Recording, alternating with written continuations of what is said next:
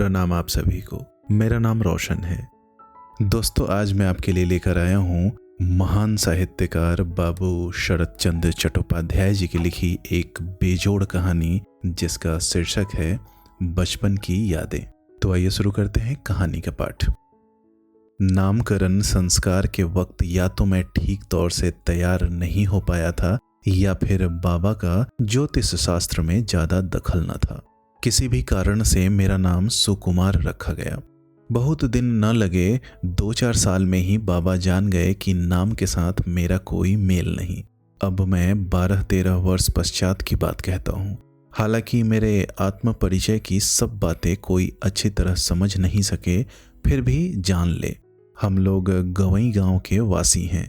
बचपन से मैं वहीं रहता आया हूँ। पिताजी पछाह में नौकरी करते थे। मेरा वहां नहीं के बराबर जाना होता था। मैं दादी के पास गांव में ही रहा करता था। घर में मेरी उदंडता की कोई सीमा न थी। संक्षेप में कहा जाए तो यूं कहना चाहिए कि मैं एक छोटा सा रावण था। बूढ़े बाबा जब कहते, तू कैसा हो गया है, किसी की बात ही नहीं मानता, अब मैं तेरे बाप को चिट्ठी लिखता हूँ, तो मैं जरा हंसकर कहता, बाबा वे दिन अब लद गए। बाप की तो बात क्या, अब मैं बाप के बाप से भी नहीं डरता। और कहीं दादी मौजूद रहती तो फिर डरने ही क्यों लगा। बाबा को वे ही कहती, क्यों, कैसा जवाब मिला और छेड़ोगे उसे। बाबा यदि गुस्सा होकर बाबूजी को चिट्ठी भी लिखते तो उसी वक्त उनकी अफीम के डिबिया छिपा देता। फिर जब तक उनसे चिट्ठी फरवा कर फेंकवा न देता तब तक अफीम के डिबिया न देता। इन सब बातों के डर से, खासकर नशे की तलब में विघ्न पड़ जाने से, फिर वे मुझसे कुछ नहीं कहते, मैं भी मौज करता। परंतु सुखों की आखिर एक सीमा है। मेरे लिए वही हुआ। बाबा के चचेरे भाई गोविंद बाबू इलाहाबाद में नौकरी करते और वहीं रहते थे। अब वे पेंशन लेकर गांव में आकर रहने लगे। उनके नाती श्रीमान रजनीकांत भी बीए पास करके उनके साथ आए। मैं उन्हें मंझले भैया कहता। पहले मुझसे उनकी जान पहचान नहीं थी। वे इस तरफ बहुत कम आते थे और उनका मकान भी अलग था। कभी आते भी तो मेरी तरफ ज्यादा ध्यान नहीं देते। कभी सामना हो जाता तो क्यों रे, क्या पढ़ता है, क्या करता है के अलावा और कुछ नहीं कहते। इस बार जो वे आए तो गांव में जमकर बैठे और मेरी ओर ज्यादा तवज्जो देने लगे। 2-4 दिन की बातचीत से ही उन्होंने मुझे ऐसा वश में कर लिया कि उन्हें देखते ही मुझे भय सा हो जाता, मुंह सूख जाता, छाती धड़कने लगती, जैसे मैंने कोई भारी गलती की हो और उसकी न जाने कितनी सजा मिलेगी। और इसमें तो कोई संदेह ही न था कि उन दिनों मुझसे अक्सर कसूर हुआ करता। हर वक्त कुछ न कुछ शरारत मुझसे होती ही रहती। इतना भयभीत होने पर भी भैया को मैं चाहता खूब था। भाई भाई को इतना मान सकता है यह मुझे पहले नहीं मालूम था। वे भी मुझे खूब प्यार करते थे। उनके नज़दीक कितनी ही शरारतें, कितने ही कसूर करता था, किंतु वह कुछ कहते नहीं थे। और कुछ कहते भी तो मैं समझता कि बड़े भैया ठहरे, थोड़ी देर बाद भूल जाएंगे, उन्हें याद थोड़े ही रहता है। यदि वह चाहते तो शायद मुझे सुधार सकते, पर उन्होंने कुछ भी नहीं किया। उनके देश आ जाने से मैं पहले की तरह स्वाधीन तो न रहा, पर फिर भी जैसा हूँ मजे में हूँ। प्रतिदिन बाबा की तमाकू चुरा कर पी जाता। बूढ़े बाबा बेचारे कभी खाट के सिरहाने, कभी तकिए की खोली के भीतर, कभी कहीं तमाकू छिपा रखते, पर बंदा ढूंढ ढांड कर निकाल ही लेता और पी जाता।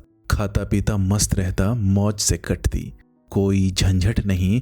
पढ़ना लिखना तो एक तरह से छोड़ ही दिया था समझो। बाग में जाकर चिड़िया मारता, गिलहरियां मारकर भून कर खाता, जंगल में जाकर गड्ढों गड्ढों में खरगोश तलाशता फिरता, यही मेरा काम था। न किसी का कोई डर, न कोई चिंता। पिताजी बक्सर में नौकरी करते, वहां से न मुझे वे देखने आते और न मारने आते। बाबा और दादी का हाल मैं पहले ही बता चुका हूँ, लिहाजा संक्षेप में यूं कहना चाहिए कि मैं मजे में था। एक रोज दोपहर को घर आकर दादी के मुंह से सुना कि मुझे भैया के साथ कलकत्ते में रहकर पढ़ना लिखना होगा। आराम से भरपेट खा पीकर हुक्का भरकर मैं बाबा के निकट पहुंचा और बोला, बाबा मुझे कलकत्ते जाना पड़ेगा? बाबा ने कहा, हाँ, मैंने पहले ही से सोच रखा था कि यह सब बाबा की चतुराई है, इसलिए कहा, यदि जाऊंगा तो आज ही जाऊंगा। बाबा ने मुस्कुराते हुए कहा, इसके लिए चिंता क्यों करते हो बेटा, रजनी आज ही कलकत्ते जाएगा। मकान ठीक हो गया है, सो आज ही तो जाना होगा। मैं क्रोधित हो उठा। एक तो उस रोज बाबा की छिपाई हुई तमाकू ढूंढने पर भी नहीं मिली, जो एक चिलम मिली थी वह मेरी एक फूंक के लिए भी काफी नहीं थी। उस पर यह चालाकी, परंतु मैं ठगा गया था, अपने आप कबूल करके फिर पीछे कैसे हटूं। लिहाजा उसी दिन मुझे कलकत्ते के लिए जाना पड़ा। चलते वक्त बाबा के पैर छुए और मन ही मन बोला, भगवान करे कल ही घर लौट आऊं। उसके पश्चात फिर मुझे कौन कलकत्ते भेजता है देख लूंगा। कलकत्ते में मैं पहली बार आया। इतना बड़ा शहर मैंने पहले कभी नहीं देखा था। मैंने मन ही मन सोचा, अगर मैं गंगा की छाती पर तैरते हुए इस लकड़ी लोहे के पुल पर ऐसी भीड़ में, या यहाँ जहाँ झुंड के झुंड मस्तूल वाले बड़े बड़े जहाज खड़े हैं, खो गया तो फिर मैं कभी घर पहुंच सकूंगा, इसकी कोई आशा ही नहीं। कलकत्ता मुझे जरा भी अच्छा नहीं लगा। इतनी दहशत में भला कोई चीज अच्छी लग सकती है? आगे कभी लगेगी इसका यकीन नहीं कर सका। हमारा वह नदी का किनारा, वे बांसों के भिरे, बेल के तार, मित्र परिवार के बगीचे के कोने का वह अमरूद कुछ भी तो नहीं है।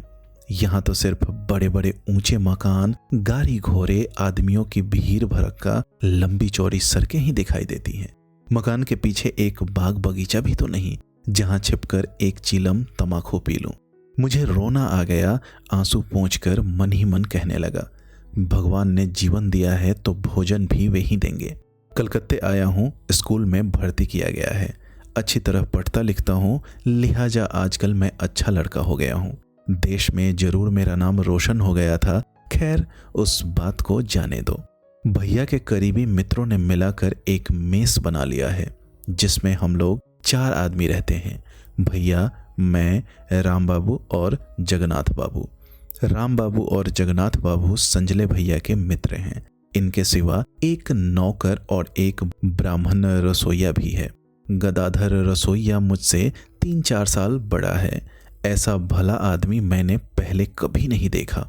मोहल्ले के किसी लड़के से मेरी बातचीत नहीं हुई और न किसी से मेल जोल ही हुआ, मगर गदाधर बिल्कुल अलग प्रकृति का आदमी होने पर भी मेरा अंतरंग मित्र हो गया। मेरे साथ उसकी खूब पटती, कितनी गपशप उड़ती, इसका कोई ठिकाना नहीं। वह मेदिनीपुर जिले के एक गांव का रहने वाला था। वहां की बातें और उसके बचपन की बातें, मुझे अगर उसके गांव में आंखों पर पट्टी बांधकर अकेला छोड़ दिया जाए तो शायद मैं पूरे गांव में और उसके आसपास में घूम फिर सकता हूं।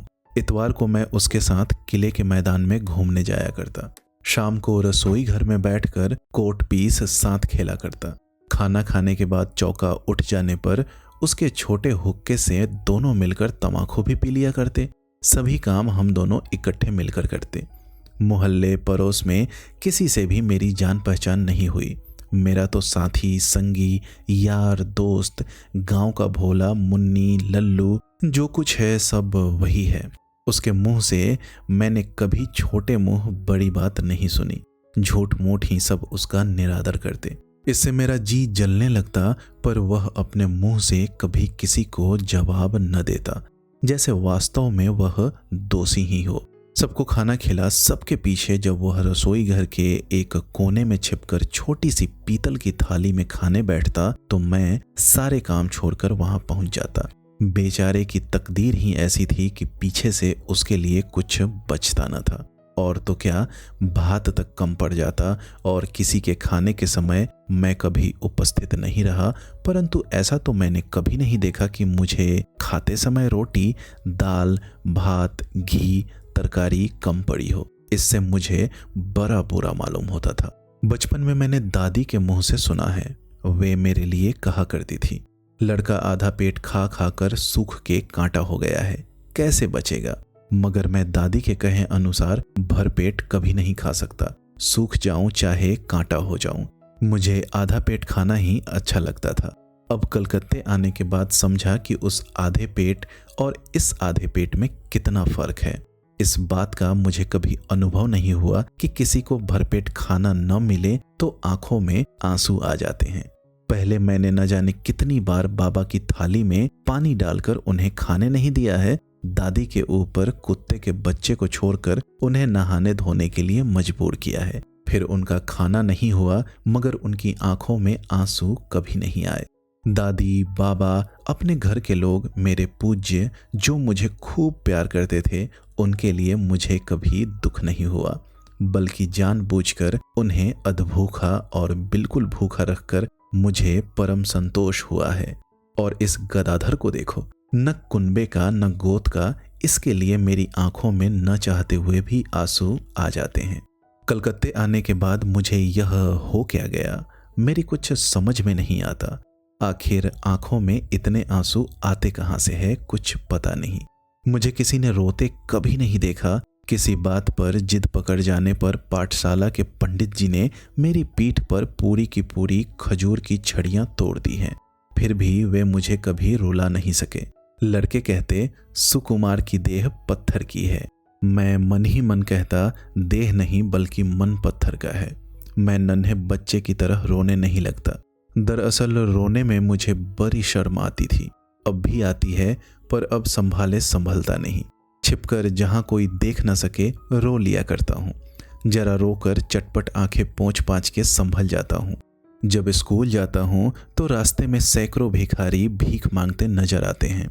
किसी के हाथ नहीं है, किसी के पैर नहीं है, कोई अंधा है। इस तरह न जाने कितनी तरह के दुखी देखता हूँ।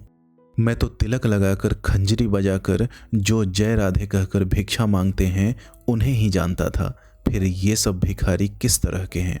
मैं भीतर ही भीतर बहुत दुखी होकर कहता, भगवान इन्हें मेरे गांव में भेज दो। देखते देखते आंखें इसकी आदी हो गई, पर मैं विद्यासागर न बन सका। बीच बीच में हमारे देश की माता सरस्वती न जाने कहां से आकर मेरे सिर पर सवार हो जाती। मैं नहीं कह सकता, उनकी आज्ञा से कभी कभी मैं ऐसा अच्छा कार्य कर डालता था कि अब भी मुझे उन सरस्वती जी से घृणा हो जाया करती है। डेरे पर किसका कौन सा अनिष्ट किया जा सकता है, रात दिन मैं इसी चिंता में रहता। एक दिन की बात है, राम बाबू ने घंटे भर मेहनत करके अपनी धोती चुन कर रखी। वे शाम को घूमने जाएंगे, तब पहन कर जाएंगे। मैंने मौका पाकर उसे खोलकर सीधा करके रख दिया। शाम को आकर धोती की हालत देखते ही बेचारे तकदीर ठोक कर बैठ गए। मेरी खुशी का क्या ठिकाना, फूला नहीं समाया। जगन्नाथ बाबू का ऑफिस जाने का समय हो गया है, जल्दी जल्दी खा पीकर किसी तरह ऑफिस तक पहुंचना चाहते हैं। मैंने ठीक मौके पर उनकी अचकन के बटन काट कर फेंक दिए। स्कूल जाने से पहले जरा झांक कर देख गया, बेचारे चिल्लाकर रोने की तैयारी कर रहे हैं। मैं खुशी के मारे रास्ते भर हंसता रहा। शाम को ऑफिस से लौटकर बोले, मेरे बटन कमबख्त गदाधर ने चुरा कर बेच डाले हैं, निकाल दो नालायक को। जगन्नाथ बाबू के बटन हरण के मामले पर भैया और राम बाबू भी भीतर ही भीतर खूब हंसने लगे। भैया ने कहा, कितने तरह के चोर होते हैं, कोई ठीक है, पर बटन तोड़कर बेच खाने वाला चोर तो आज ही सुना। जगन्नाथ बाबू भैया की इस चुटकी से और भी आग बबूला हो गए। बोले, नालायक ने प्रातःकाल नहीं लिए, शाम को नहीं लिए, रात को नहीं लिए, ठीक ऑफिस जाते वक्त बदमाशी तो देखो, दुर्गति की हद कर दी। उन्हें एक काला फटा कुर्ता पहनकर ऑफिस जाना पड़ा। सभी मुस्कुरा उठे, जगन्नाथ बाबू को भी हंसना पड़ा, लेकिन मैं नहीं हंस सका। मुझे डर हो गया कहीं गदाधर को सचमुच ही ना निकाल दें। वह बेचारा बिल्कुल मूर्ख, शायद कुछ कहेगा भी नहीं, चुपचाप सारा दोष अपने ऊपर ले लेगा। अब भैया शायद समझ गए कि किसने बटन लिए हैं। गरीब गदाधर पर कोई जुल्म नहीं किया गया, पर मैंने भी उस दिन से निश्चय कर लिया कि अब ऐसा काम कभी न करूंगा जिससे मेरे बदले दूसरे पर मुसीबत आए। मैंने ऐसा प्रण पहले कभी नहीं किया और कभी करता भी या नहीं कह सकता। सिर्फ गदाधर के कारण ही मुझे अपने मार्ग से विचलित होना पड़ा। इस बात को कोई नहीं कह सकता कि किस तरह किसका चरित्र सुधर जाता है। पंडित जी, बाबा और भी कितने ही महाशयों द्वारा लाख कोशिश करने पर भी जिस बात की प्रतिज्ञा मैंने कभी नहीं की और न शायद करता, एक गदाधर महाराज का चेहरा देखकर उस बात का प्रण कर बैठा। उसके बाद कितने दिन गुजर गए, इस बीच में कभी मेरी प्रतिज्ञा टूटी या नहीं मैं नहीं कह सकता, लेकिन इतना जरूर है कि मैंने कभी जानबूझकर कोई प्रतिज्ञा नहीं तोड़ी। एक अन्य आदमी की बात सुनाता हूं। यह था हम लोगों का नौकर रामा।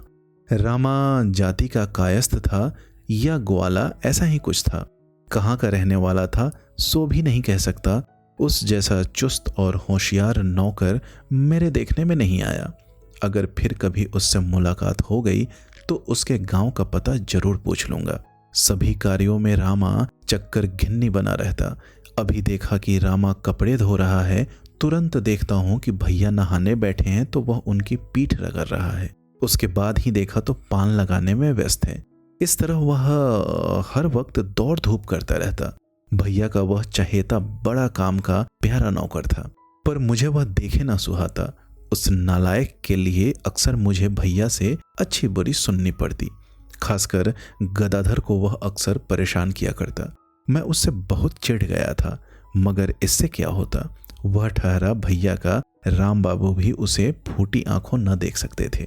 वे उसे चापलूस कहा करते थे। उस समय इस शब्द की व्याख्या वे खुद न कर सकते थे, मगर हम यह खूब समझते थे कि रामा दरअसल चापलूस है।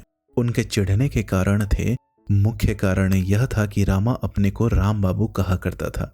भैया कभी कभी उसे राम बाबू कहकर पुकारा करते थे, मगर राम बाबू को यह अच्छा न लगता था। खैर, जाने दो इन बेकार की बातों को। एक रोज शाम को भैया एक नया लैंप खरीद लाए। बहुत बढ़िया चीज थी, करीब 50-60 रुपए दाम होंगे। शाम को जब सब लोग घूमने चले गए तब मैंने गदाधर को बुलाकर उसे दिखाया। गदाधर ने ऐसी बत्ती कभी नहीं देखी थी। वह बहुत ही खुश हुआ और 1-2 बार उसने उसे इधर उधर करके देखा भाला। इसके बाद वह अपने काम में चला गया, पर मेरी कौतूहलता शांत नहीं हुई। मैं उसकी चिमनी खोलकर देखना चाहता था कि कैसे खुलती है, देखो कि उसके भीतर कैसी मशीन है। बहुत हिलाया डुलाया, इधर उधर किया, घुमाने फिराने की कोशिश की, पर खोल न सका।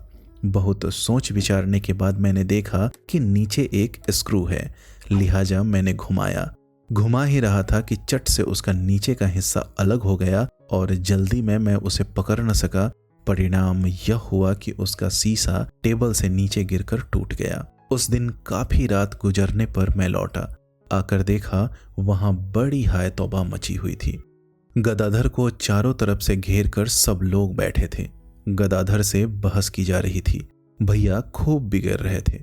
गदाधर की आंखों से टप टप आंसू गिर रहे थे। वह कह रहा था, बाबूजी, मैंने इसको जरा छुआ जरूर था पर तोड़ा नहीं। सुकुमार बाबू ने मुझे दिखाया, मैंने सिर्फ देखा। उसके बाद ये घूमने चले गए, मैं भी रसोई बनाने चला गया। उसकी बात पर किसी ने भरोसा नहीं किया। सिद्ध हो गया कि उसी ने चिमनी तोड़ी है। उसकी तनख्वाह बाकी थी, उसमें से 3.5 रुपया काटकर नई चिमनी मंगाई गई। शाम को जब बत्ती जलाई गई तो सब बहुत खुश हुए, सिर्फ मेरी दोनों आंखें जलने लगी।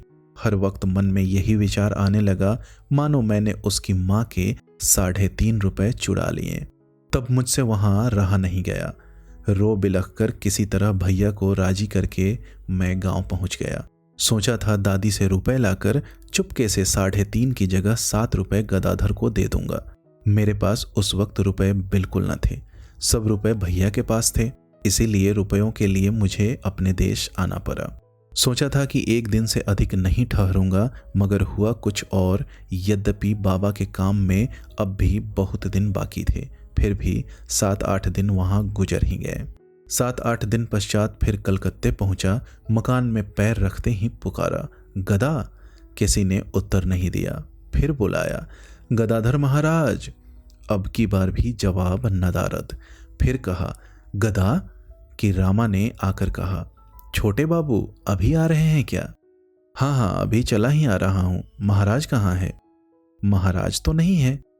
कहाँ चला गया है? बाबू ने उसे निकाल दिया। निकाल दिया? लेकिन क्यों? चोरी की थी। पहले तो बात ठीक से मेरी समझ में नहीं आई। इसी से कुछ देर तक मैं रामा का मुंह देखता रहा। रामा मेरे मनोभाव तार गया। जरा मुस्कुराकर बोला, छोटे बाबू, आप आश्चर्य कर रहे हैं। मगर उसे आप लोग पहचानते न थे, इसी से इतना चाहते थे। वह छुपी हुई डायन जैसा था बाबू। उस भीगी बिल्ली को मैं ही अच्छी तरह जानता था। किस प्रकार वह छुपी डायन था और क्यों मैं उस भीगी बिल्ली को नहीं पहचान सका, यह मेरी समझ में कुछ न आया। मैंने पूछा, किसके रुपए चुराए थे उसने? बड़े बाबू के। कहाँ थे रुपए? कोट की जेब में। कितने रुपए थे? 4 रुपए। देखा किसने था?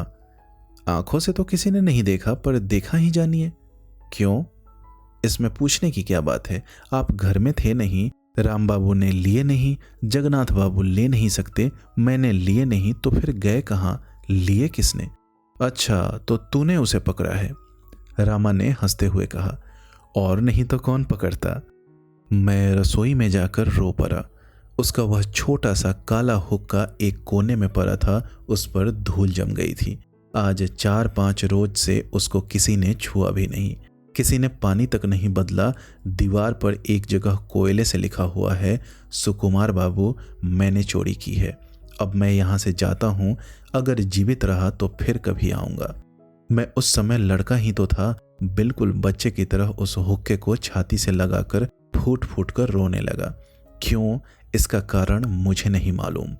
फिर मुझे उस मकान में रहना अच्छा नहीं लगने लगा। शाम को घूम फिर कर एक बार रसोई में जाता और दूसरे रसोइया को खाना बनाते देख खामोश लौट आता। अपने कमरे में आकर किताब खोलकर पढ़ने बैठ जाता। कभी कभी मुझे भैया भी देखे नहीं सुहाते, रोटी तक मुझे कड़वी लगने लगती। काफी दिनों पश्चात एक दिन मैंने भैया से कहा, बड़े भैया, क्या किया तुमने? किसका क्या किया? गधा ने तुम्हारे रुपए कभी नहीं चुराए, सभी जानते हैं। मैं गदाधर महाराज को बहुत चाहता था। भैया ने कहा, हाँ, काम तो अच्छा नहीं हुआ सुकुमार, पर अब तो जो होना था हो गया। लेकिन रामा को तूने इतना मारा क्यों था? अच्छा मारा था, क्या मुझे भी निकाल दोगे? भैया ने मेरे मुंह से कभी ऐसी बात नहीं सुनी। मैंने फिर पूछा, तुम्हारे कितने रुपए वसूल हो गए? भैया बड़े दुखी हुए बोले, काम ठीक नहीं हुआ, तनख्वाह के 2.5 रुपए हुए थे, सो सब काट लिए। मेरी इतनी मर्जी नहीं थी। मैं अक्सर सड़कों पर घूमा करता। अगर किसी को मैली चादर ओढ़े और टूटी चप्पल चटकाते हुए जाते देखता तो मैं फौरन दौड़ा दौड़ा उसके पास पहुंच जाता, पर मेरे मन का अरमान पूरा न होता। मेरी आशा निराशा में बदलने लगी। मैं अपने मन की बात किससे बतलाता? लगभग 5 महीने बाद भैया के नाम एक मनी ऑर्डर आया 1.5 रुपया का। भैया को मैंने उसी रोज आंसू पोंछते देखा। उसका कूपन अभी तक मेरे पास मौजूद है। कितने ही वर्ष व्यतीत हो गए, मगर आज भी गदाधर महाराज मेरे हृदय में अपना स्थान बनाए बैठे हैं। दोस्तों, उम्मीद करता हूँ यह कहानी आपको पसंद आई होगी। ऐसी ही ढेरों कहानियाँ सुनने के लिए आप हमारे चैनल को सब्सक्राइब जरूर करें। बहुत बहुत धन्यवाद।